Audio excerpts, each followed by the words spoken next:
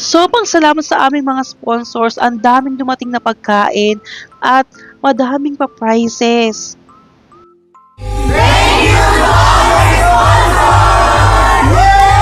Papunta nga kami ngayon sa venue ng Creators Finale. Ito yung party ng mga content creators dito sa Doha, Qatar.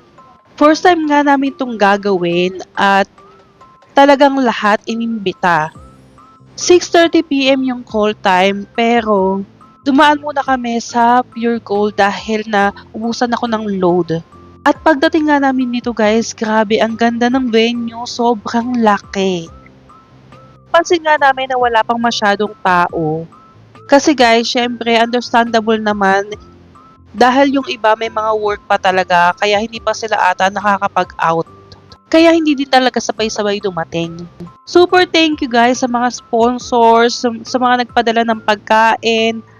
Ang sasarap ng mga pagkain na pinadala nila, mostly mga Filipino food, burgers, fries, kompleto talaga lahat.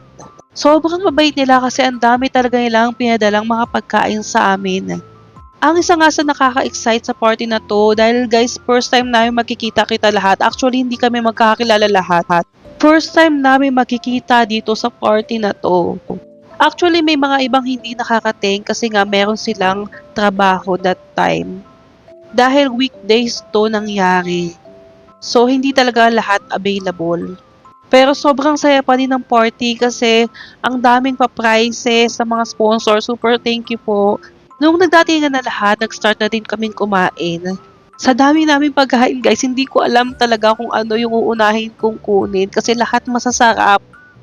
After nga namin makakain, nag-start na kaming mag-games. Pero hindi ko na guys sa videohan lahat kasi nga yung iba nakasali ako kaya hindi ako nakapag-video. At ayan yung mga pagkain na pinadala na. Grabe guys, ang ganda, ang sarap niyang puto na yan guys. Hindi ko alam kung ang tawag dyan. Ay, ang cheesy puto. Sobrang sarap. Super recommended ko yung puto na yun. Kakaiba yung lasa niya.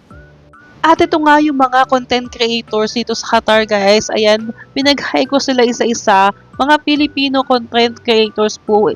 Ang lahat ng nandito, wala pong ibang lahi. Pumunta din po dito si Farah. At yung gusto ko talaga makita si Miss Ellie. And of course, yung nag-arrange ng aming party is walang iba kundi si Billy or si Iwan Nation guys. Follow nyo siya. Sobrang saya ng party nito kasi guys, sobrang babait nilang lahat. Akala ko talaga ma-out of place kami kasi nga wala naman kaming kakilala halos dito. Pero ayun nga, super bait nilang lahat. After nga ng party, nagbalot kami ng mga pagkain tapos umuwi na. Yun lang guys, salamat!